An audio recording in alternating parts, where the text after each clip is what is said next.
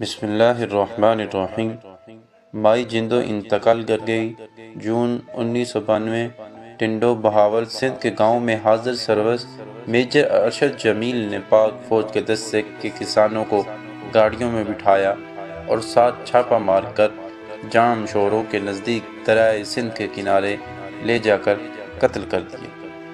فوج نے الزام لگایا کہ یہ افراد دہشت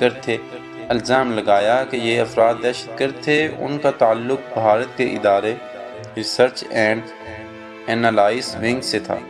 لاشیں گاؤں آئیں تو نہ صرف گاؤں بلکہ پورے علاقے میں کرہم مچ گیا۔ ہر ماں اپنے بیٹے کی لاش پر ماتم کر رہی تھی۔ ان کے بہن دل دہلا رہے تھے۔ خاموشی سے میت دفنانے کا مشورہ دے دیا گیا۔ قاتل طاقتور ہے، کسانوں کا ان سے کیا مقابلہ۔ مائی جندو کو رونے کے لیے کہا گیا تو اس نے وحشت ناک نگاہوں سے میتوں کی طرف دیکھا اور بولی، بس مائی جندو ایک ہی بار روئے گی۔ جب بیٹوں کے قاتل کو پھانسی کے پھندے میں لٹکایا دیکھا، سب جانتے تھے ایسا ممکن نہیں تھا، مگر جنازے اٹھے تو مائی جندو نے سر کی چادر کمر سے باندھی، سیدھی کھڑی ہوئی، بیٹوں کو الوداع کیا۔ مسئلہ یہ تھا کہ یہ ٹنڈو بہاول دریائے سندھ کے کنارے پر قتل ہونے والوں کی ویڈیو بنانے کے لیے موبائل کیمرہ بھی نہ آیا تھا۔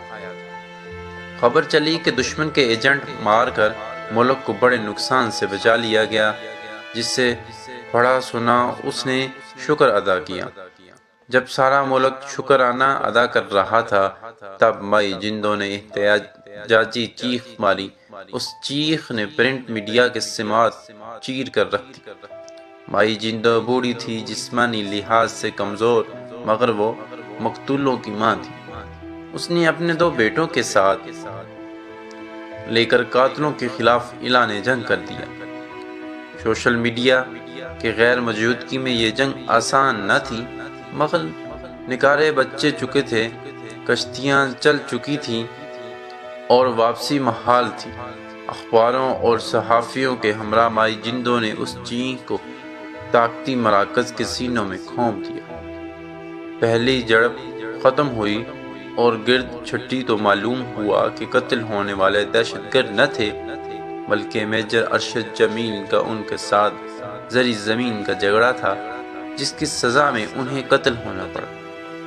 جولائی 1992 کو جنرل آصف نواز نے نواز شریف سے ملاقات کی، جس میں یہ معاملہ زیر غور آیا اور جنرل آصف نواز نے میجر ارشد جمیل کا کورٹ مارچ کرنے کا 29 اکتوبر کو فیلڈ جنرل کورٹ مارچ نے حکم دے دیا۔ میجر ارشد جمیل کو سزائے موت اور ملوث 13 فوجی اہلکاروں کو عمر قید کی سزا سنائی۔ سپہ سالار نے رحم کی اپیل 14 ستمبر 1993 کو مسترد کی۔ اس کے بعد رحم کی اپیل صدر فاروق لغاری سے کی گئی، جو 31 جولائی 1995 کو مسترد ہوئی، لیکن سزا پر عمل درآمد روک دیا گیا۔ میجر کے بھائی کی اپیل پر سپریم کورٹ کے جج سید الزمان صدیقی نے حکم امتناع جاری کیا اور سزا روک دی۔ سزائے موت پر عمل نہ ہونے پر 11 ستمبر 1996 مائی جندو پھر میدان میں نکلی۔ اس کے 2 بیٹوں نے حیدرآباد پریس کلب کے سامنے تیل چھڑک کر خود کو آگ لگا دی۔ ملک میں ایک بار پھر کرہم مچ گیا۔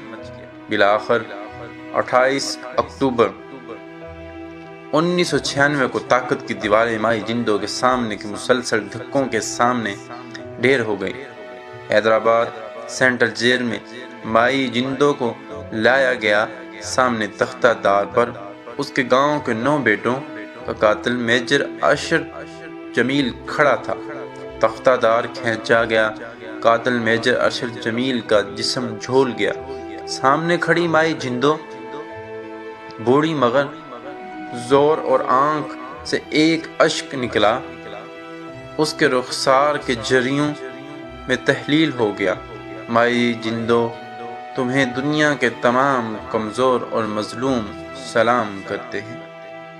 دوستو، چلتے چلتے ہمیشہ کی طرح وہی ایک بات کرتا چلوں، اگر آپ میرے چینل پہ نیو ہیں ویڈیو آپ کو پسند آئی ہے تو دوستوں کے ساتھ شیئر اور ویڈیو کو لائک ضرور کیجیے۔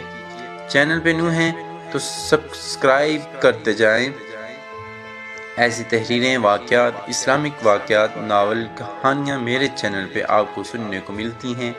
سبق آموز تحریریں آگے دوستوں کے ساتھ ضرور شیئر کیجیے۔ آپ کے چند منٹ کی اٹھائی ہوئی تکلیف سے ہزاروں لوگوں کے لیے سبق آموز ثابت ہوگا۔ تب تک کے لیے اجازت دیں، اپنا بہت سارا خیال رکھیے گا، مجھے دعاؤں میں یاد رکھیے گا۔ اللہ حافظ۔